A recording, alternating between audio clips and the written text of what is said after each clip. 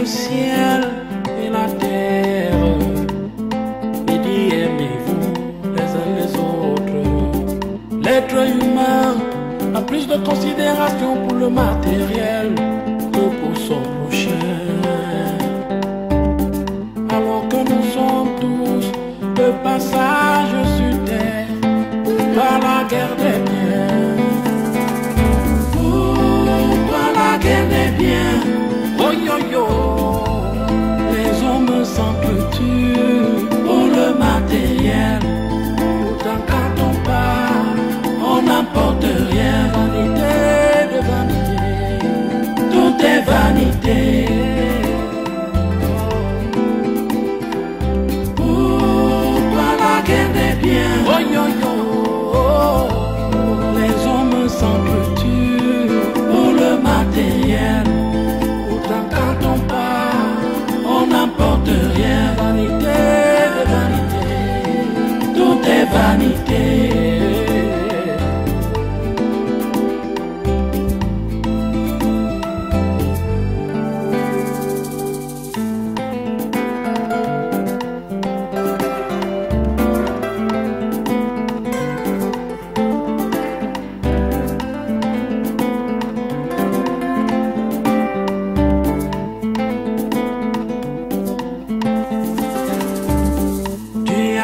Le ciel et la terre et dit aimez-vous les uns les autres. L'être humain a plus de considération pour le matériel que pour son prochain. Alors que nous sommes tous de passage sur terre par la guerre des biens. Pour la guerre des biens. Oh yo yo, les hommes s'entretuent pour le matériel. C'est propre chez toi, mon fils. Merci, Maloris.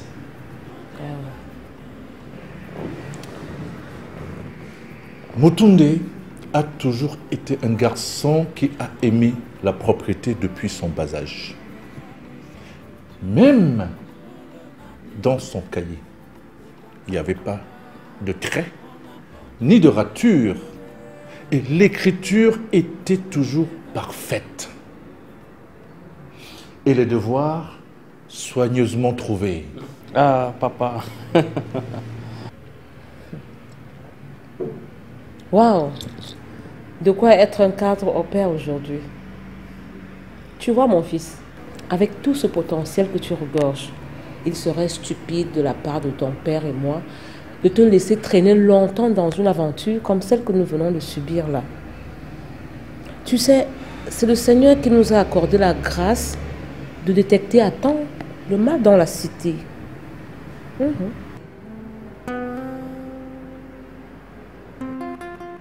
À santé. Je me réjouis de la présence de Loris auprès de moi. Elle est toujours prête à m'apporter tout son soutien dans tous mes projets. Waouh! Il est certes vrai que Rose a toujours été au-delà de 75% d'initiative des projets entrepris. Loris me réconforte aujourd'hui depuis la disparition de Rose. Calme-toi, papa. Moi-même, j'ai été témoin des œuvres de maman de son vivant. Par exemple, l'implantation de la société des bois à Hawaï.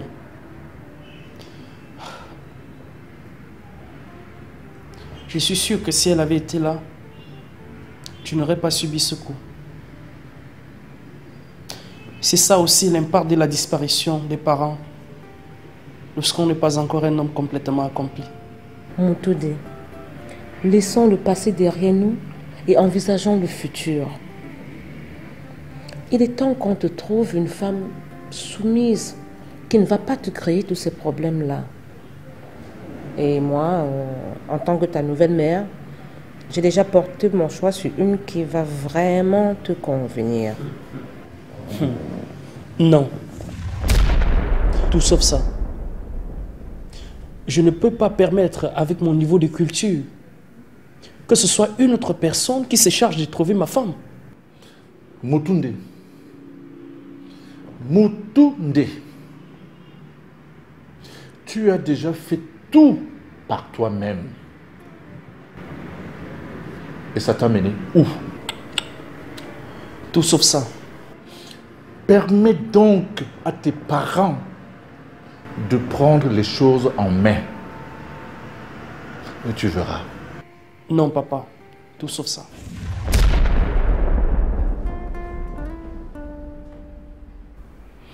Dans ce cas,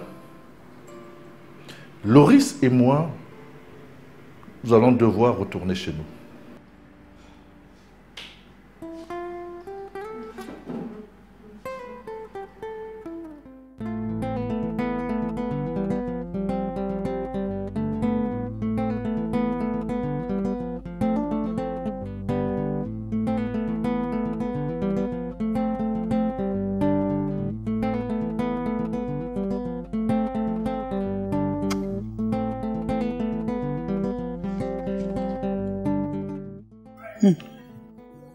Quel changement spontané.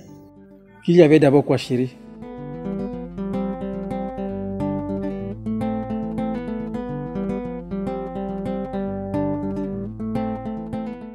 Je vois qu'Adeline a enfin eu pitié de moi.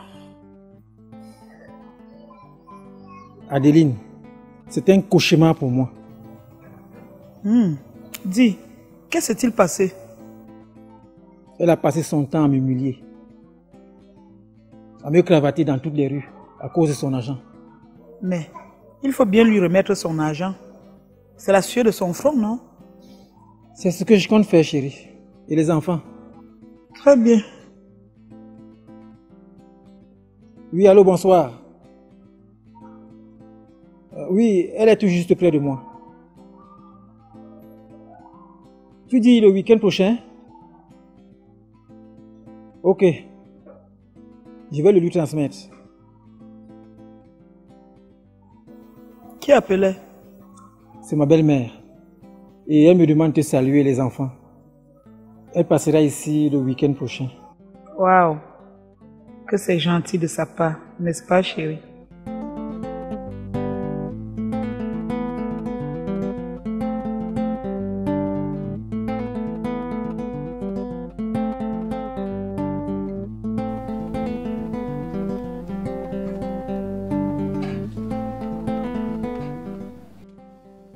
J'ai lu l'inquiétude dans ton regard.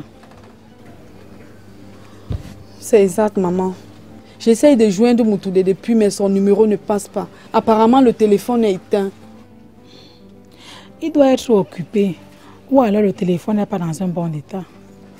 Justement, maman. Ce qui est curieux, c'est que la première fois quand j'ai lancé l'appel, ça sonnait juste pour 2 secondes et ça s'est arrêté. Maman, il faut que j'aille à son lieu de service. Ma fille, je ne voudrais pas que tu te plonges dans le stress. Je voudrais partager ceci avec toi pour te fortifier. De quoi s'agit-il, maman? Un cauchemar. J'ai fait un cauchemar te concernant. J'ai rêvé que nous étions à l'église, le jour de ton mariage. À l'entrée de la mariée, j'ai plutôt vu ta cousine habillée en robe de mariée. Et toi, tu étais dans un coin couvert de noir et en train de pleurnicher. Qu'est-ce que c'est que ce rêve, maman? Maman, il faut que j'aille à son lieu de service. Ma fille, que de malheur.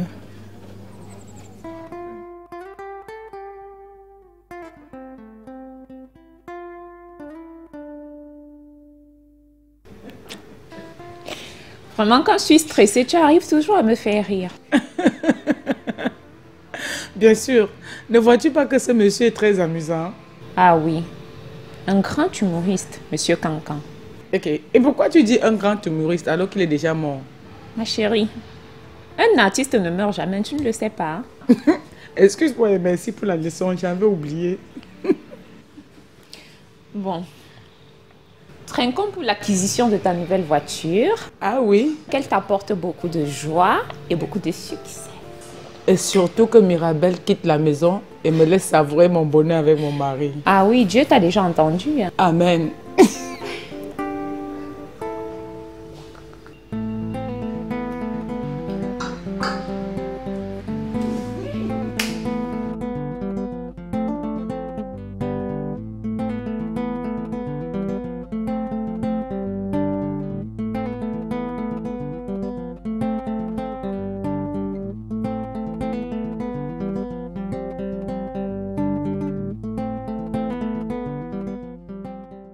Bonjour, maître. Bonjour. Pourquoi tu es parti du temple et pourquoi tu es revenu? Maître, je suis parti parce que mon intérieur était troublé et que je n'arrivais pas à me débarrasser des mauvaises pensées. Alors j'ai compris qu'il fallait que je me retire et que j'apprenne à me décider. Je suis revenu maintenant parce que j'ai pu me libérer. Je n'ai plus peur du manque. Et je peux supporter la pénurie financière. Maître, je ne fume plus. Très bien. Mais l'unique remerciement que je te demande, c'est que tu transmettes tout ce que tu as appris ici aux autres. D'accord? Maître, c'est une mission que vous me confiez. Alors j'accepte, sans bouder, sans intérêt, sinon la transformation de la société. Tu es l'unique maître de ta destinée maintenant. Si tu désires que tes jours soient roses, ils le seront. Tes pensées et tes actes te le donneront. En passant, le monsieur, le brun, le barbu, là. Enfin, c'est lui qui t'a conduit ici et est anxieux de te voir. Hein? D'accord, maître. J'y vais tout de suite. Mais où étais-tu passé, bon Dieu? Ah, ça va. Nous en reparlerons. Je vais chez monsieur Manga. C'est urgent.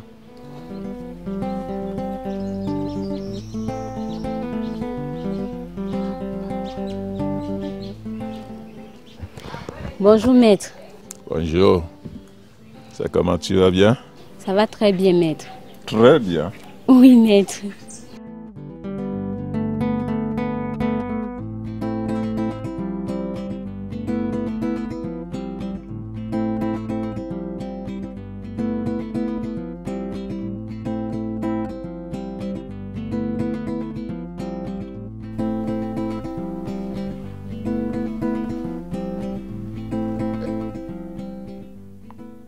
Que fais-tu avec cet appareil?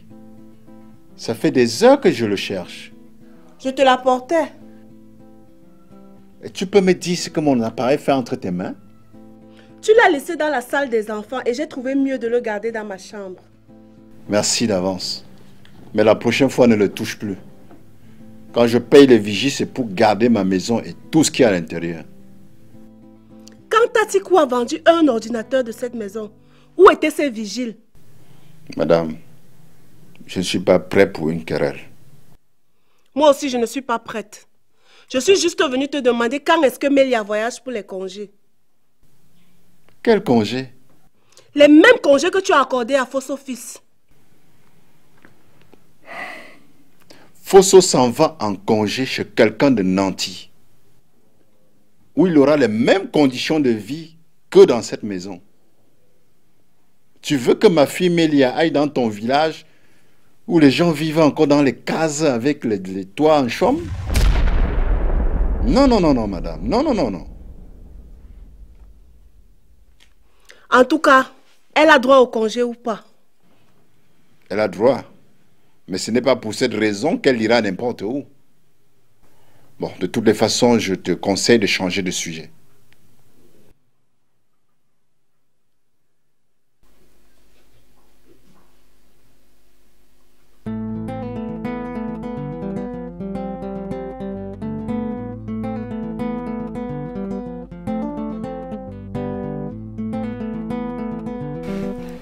Chérie, tu ne trouves pas que Fosso fils doit passer les congés chez mon frère? Ah, tu sais que je tiens à l'éducation de ses enfants. Et laisser partir Fosso quelque part serait un manque de pragmatisme pour moi. Comme pour dire que chez mon grand frère, il sera en insécurité. Pourtant, il n'a qu'une seule femme et des enfants bien éduqués. Mais ces enfants ont chacun un portable avec Internet, alors que les miens n'en rêvent même pas encore. Ce n'est pas bon pour l'éducation. T'inquiète, j'assume la responsabilité. Ok. Comme tu insistes, tu valides donc le voyage. Merci chérie. Dès demain, il faut se changer d'air pour éviter la monotonie visuelle.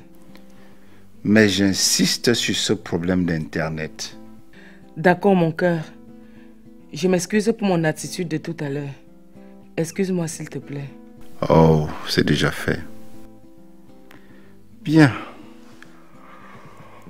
Il faut que je dorme.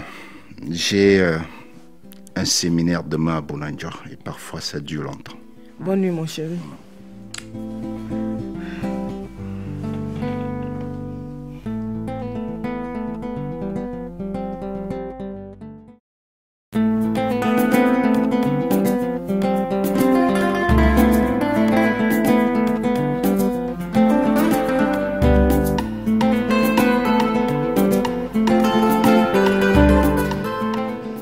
Pourquoi quand je te parle, tu ne veux pas me répondre?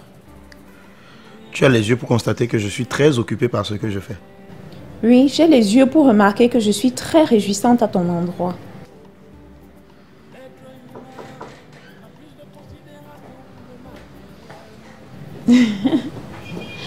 Yvonne, mais quelle surprise! Il n'y a pas de surprise, ma chérie. Je suis juste de passage. Bonjour, monsieur. Bonjour, Madame Fosso. Bienvenue chez nous. Merci. Écoutez, je vais devoir m'excuser, hein. Je vais vous laisser discuter.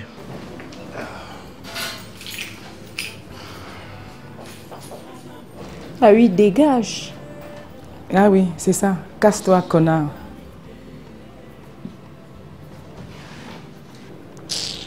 Je me suis assise. Non, il n'y a pas de souci, ma chérie. Ok. Alors, je ne venais pas ici. C'est que j'ai rencontré cette pétasse de Mirabelle en route. Elle m'a vraiment choquée, tu comprends. Si Fosso ne peut pas faire quelque chose, je dois voir mon état-major.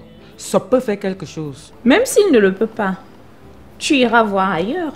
Pourquoi pas? Tu as raison. Ne dit-on pas que tu dors ta vie dehors? Je pense que je vais le faire. Écoute ma chérie, je ne veux pas te perdre à 7 ans. Toi aussi tu as tes problèmes. Laisse-moi m'en aller.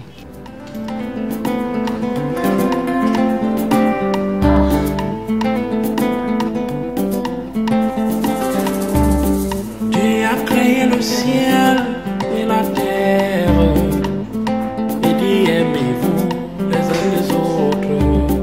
L'être humain a plus de considération pour le matériel que pour son prochain. Alors que nous sommes tous de passage sur terre, toi la guerre des biens, toi la guerre des biens. Oh yo yo. Est-ce que tu sais qu'il y a une nouvelle femme qui est arrivée chez moi le mois prochain? Encore une nouvelle femme? Mais ça veut dire que finalement tu auras 5 femmes, Sali. Non. Chez nous, avec le Coran, on ne peut pas aller à plus de 4 femmes. C'est parce que l'une d'elles est rentrée chez eux. Et immédiatement, tu la remplaces. Il n'y a pas de temps à perdre. C'est terrible, ça. À t'entendre parler, on dirait que c'est la course à vitesse. Bien sûr que oui. Aujourd'hui, le monde évolue à la vitesse de la pensée. Regarde-toi. Voilà 50 ans, même si ça ne se voit pas sur ton visage. Si tu ne penses pas aujourd'hui à ta progéniture, on risque de t'enterrer avec le caillou dans la main. C'est une coutume de chez vous. Ce n'est pas quand même une raison de courir. Hein? Sali.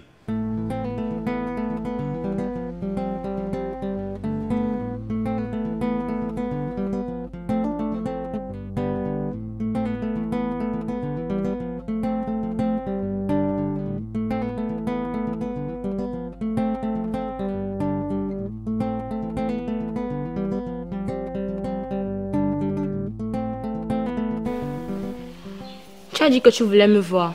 Me voici. Henriette, ce n'est pas de façon impérative que j'ai dit cela. C'est avec un respect digne des humains. Vouloir te voir et désirer te voir ne se ramène pas à la même fonction. Alors, dire que je veux te voir, c'est dire que je te commande. Non, ma coépouse, je ne te commande pas. Oui, professeur. Alexis n'a pas mal fait de te prendre pour femme. Tu t'exprimes bien et tu parles bien. Merci d'avance. Tu sais, la vie n'a pas été toujours ce que l'on a rêvé vivre. Mais un rêve sans action est un rêve passif. Moi qui suis devant toi, si on m'avait dit que je serais dans un foyer polygamique, je n'accepterais pas. Mais j'y suis, parce que j'ignore beaucoup de choses. Où veux-tu en venir? Henriette, je voudrais nous amener à une vie à l'unisson. Nous sommes noyés et rien à faire. Entendons-nous pour mieux encadrer notre mari et éduquer nos enfants. C'est ce que tu ressens? C'est ce que je crois, honnête et convenable. Pour ma part, nous ne pouvons pas nous entendre tel que tu penses. C'est moi qui produis plus. Si nous entendons, ça veut dire tout simplement que les biens nous reviennent ensemble. Simone, tu as ton amour avec Alexis et le mien avec lui. Ok. Comme tu te bases sur les biens pour mener le raisonnement, je n'ai plus rien à dire.